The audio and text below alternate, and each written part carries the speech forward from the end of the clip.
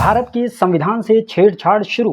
संविधान से धर्मनिरपेक्ष और समाजवाद शब्द हटाए गए। क्या हिंदू राष्ट्र बनाने की हो रही है तैयारी? क्या बदल जाएगा भारत का संविधान? आखिर क्या चाहती है मोदी सरकार? जी हाँ, ये सभी कुछ बताएंगे आज के इस वीडियो में। आदाब, मेरा नाम सलीम आज़ाद है और आप यूट्यूब चैनल ग्लोबल बाउंड्री देख रहे हैं।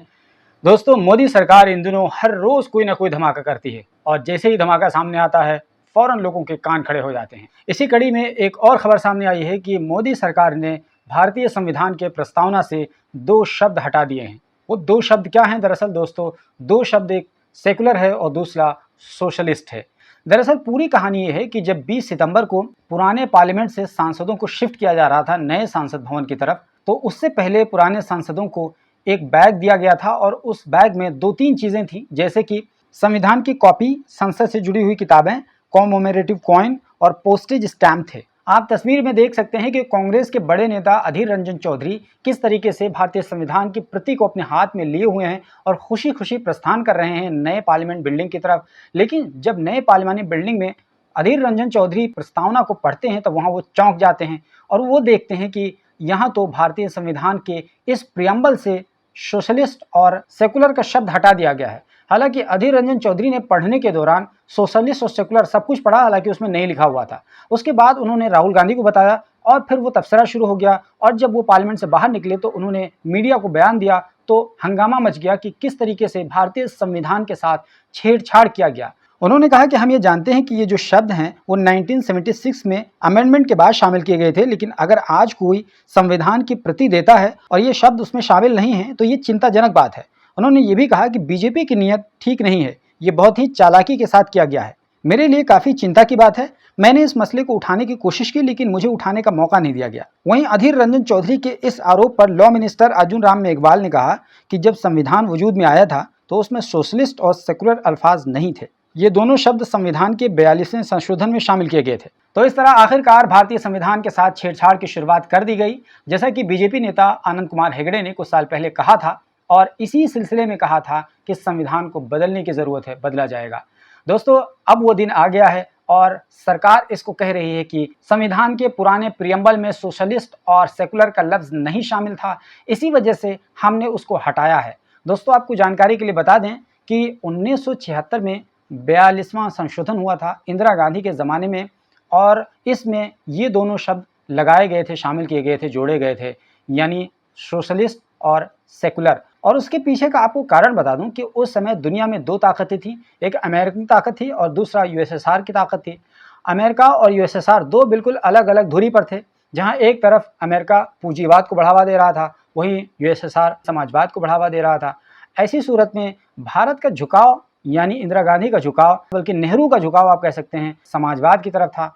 तो पूंजीवाद को डिस्करेज करने के लिए, उसको पुशबैक करने के लिए भारतीय संविधान में संशोधन किया गया 1976 में और उसमें सोशलिस्ट का शब्द जोड़ा गया। और जहां तक सेकुलर का शब्द जोड़े जाने का मकसद है तो उसके पीछे का शुद्ध कारण यह था कि उस जमाने में यूरोपियन कंट्रीज में जब जब सेकुलर का शब्द बोला जाता था तो उसका मतलब सीधा सीधा ये समझा जाता था कि सरकार और धर्म, उन दोनों के बीच में किसी भी प्रकार का कोई समन्वय नहीं था। बिल्कुल सरकार अलग तंत्र पर काम करती थी और धर्म उससे कोसों दूर था। यानी किसी भी प्रकार का धर्म का सरकार के मामले में हस्तक्षेप नहीं होता था, ना ही पब्लिकली उसको एड्रेस किया जाता था। किसी भी प्रकार का धर्म बिल्कुल निजी मामला था।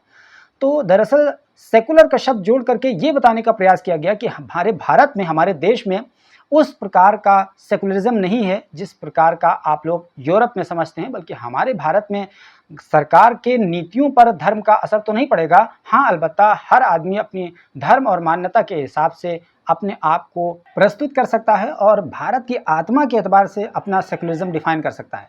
ये उसके पीछे का बुनियादी मकसद था। अब ऐसे में सवाल यह है कि जिन 2 शब्दों को भारतीय संविधान में संशोधन करके उसमें शामिल किया गया था, सेकुलर और सोशलिस्ट, क्या इन 2 शब्दों का अभी भी कुछ रिलेवेंस है, इनकी अहमियत बची हुई है? तो सबसे पहले आपको समाजवाद के सिलसिले में बताते हैं। दरअसल समाजवाद का मतलब ही यही होता है, ऐसा सिस्टम जहां पर सोशल एलिमेंट हो, यानी जो कुछ भी होगा उस पर सरकार का नियंत्रण होगा, सरकारी देखरेख में होगा और वो जनता के हितों के हिसाब से होगा।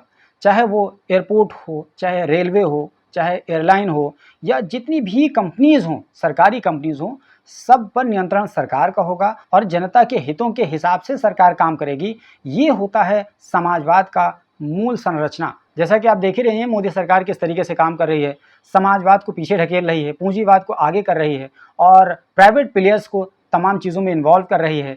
पोर्ट हो गया, रेलवेज़ हो गया, एयरवेज़ हो गया, यानी बहुत तरह के मामलात में प्राइवेट लोगों को दे रही है, यानी कह सकते हैं कि देश को प्राइवेट हाथों में दे रही है।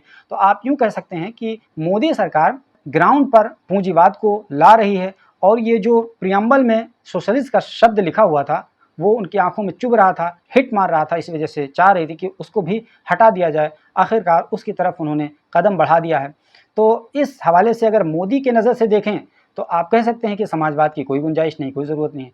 और दूसरा जो शब्द है, जहाँ तक सेकुलर की बात है, तो सेकुलर के हवाले से अगर हम बात करें तो हमारे देश में जिस तरीके से हिंदू राष्ट्र, हिंदुत्व, भारत, भारतीय कल्चर, संस्कृति वगैरह जिस प्रकार से बातें की जा रही हैं, तो उस नज़र से आप देखें तो यहाँ पर भारत के संविधान में इस सेकुलर शब्द की भी कोई ज़रूरत नहीं बचती है। तो यही वजह है कि जैसा कि मैंने कहा कि भारतीय संविधान के साथ छेड़छाड़ की शुरुआत मोदी सरकार करना शुरू कर चुकी है, जैसा कि आनंद कुमार हेगड़े ने कहा है। हालांकि मैं आपको बता दूं कि ये छेड़छाड़ अभी है केवल, लेकिन अभी इसको बदला नहीं जा सकता है जब तक बाज़ाब्ता पार्लियामेंट से इसको पास नहीं करवा लिया जाता है, राष्ट्रपति का साइन नहीं हो जाता है, मंजूरी नहीं हो जाती है, तब तक आप इसमें संशोधन नहीं कर सकते हैं। संशोधन करने के लिए आपको पार्लियामेंट से पास कराना ज़रूरी है। बहरहाल दूसरी बात यह है कि क्या इससे पहले किसी प्रकार की आवाज़ उठी है? तो जी हाँ, करीब करीब 3 साल पहले 3 वकीलों ने आवाज़ उठाई थी और उसमें ख़ास तौर से विष्णु जैन की अगुवाई में या उन्हीं के माध्यम से सुप्रीम कोर्ट में इसके सिलसिले में आवाज़ उठाई गई थी। हालांकि सुप्रीम कोर्ट ने बहुत ही क्लियरली ये कह दिया है कि हमारे प्रियम्बल में जो सोशलिस्ट और सेकुलर का शब्द लिखा हुआ है वो अभी भी प्रियम्बल का हिस्सा है और भारतीय संविधान को उसी प्रियम्बल के अकॉर्डिंग ही डिफ़ाइन किया जाएगा। अच्छा, सवाल ये है कि आखिर इस प्रियम्बल की ज़रूरत ही क्यों पड़ती है? तो प्रियम्बल इसलिए ज़रूरत पड़ती है, किसी भी किताब में आप देखते हैं ना, तो किताब से पहले किताब के बारे में थोड़ा सा समराइज़ कर दिया जाता है कि इस किताब में क्या लिखा हुआ है। आप यूँ समझ सकते हैं ये किताब का हाईलाइट होता है। दूसरे तरीके से आप समझना चाहें तो आप समझें जैसे एक फ़िल्म होती है, उस फिल्म से पहले प्रोमो जो लॉन्च किया जाता है, आप कह सकते हैं कोई एक प्रोमो है, तो प्रोमो में बहुत ही क्लियर कट, बहुत ही फाइन क्वालिटी के शॉट्स लगाए जाते हैं ताकि प्रोमो देख करके आदमी समझ जाए कि मूवी में क्या हो सकता है। तो इसी तरीके से भारतीय संविधान का आप इसको प्रोमो समझ सकते हैं, समझना चाहें तो इसीलिए इसकी बहुत ज़्यादा इंपॉर्टेंस होती है, क्योंकि ये एक तरीके से इशारा करता है, इंडिकेट करता है कि हमारा भारतीय संविधान कितना ज़्यादा इंपॉर्टेंट और महत्वपूर्ण है। एक और सवाल कि दरअसल मोदी सरकार ये कर क्यों रही है और करना क्यों चाह रही है? तो दरअसल ये है कि 2024 का इलेक्शन सर पर है और जिस तरीके से समूचा गठबंधन ने इंडिया अलायंस बनाया है, तो मोदी सरकार की नींद हराम है। यही वजह है कि वो धीरे धीरे अलग अलग इश्यूज़ पर लोगों को ला रही है और ये चाह रही है कि रियल इश्यूज़ पर बातचीत ना होकर के भावनात्मक, राष्ट्र के मुद्दे पर और अलग अलग इश्यूज़ पर बात हों, ताकि हम आसानी के साथ चुनाव 2024 में जीत जाएं। ये इनफैक्ट मोदी सरकार का मकसद है। दोस्तों, वैसे ये बीजेपी की जो नीयत है उस पर आपको क्या कुछ कहना है? क्या बीजेपी की नीयत ठीक नहीं है इस मामले में, जैसा कि बहुत सारे लोगों को आशंका है, खुद अधीर रंजन चौधरी को आशंका है? इस पर आपकी जो भी राय बनती हो कमेंट बॉक्स में ज़रूर बताइए और हमारे चैनल पर पहली बार आए हैं तो ज़रूर सब्सक्राइब कर लीजिए, क्योंकि हम इसी प्रकार के कॉम्प्रिहेंसिव स्टोरीज बनाकर आपको देते रहते हैं। Alpha hospital and trauma centre, engineering college चौराहा, सीतापुर रोड, लखनऊ।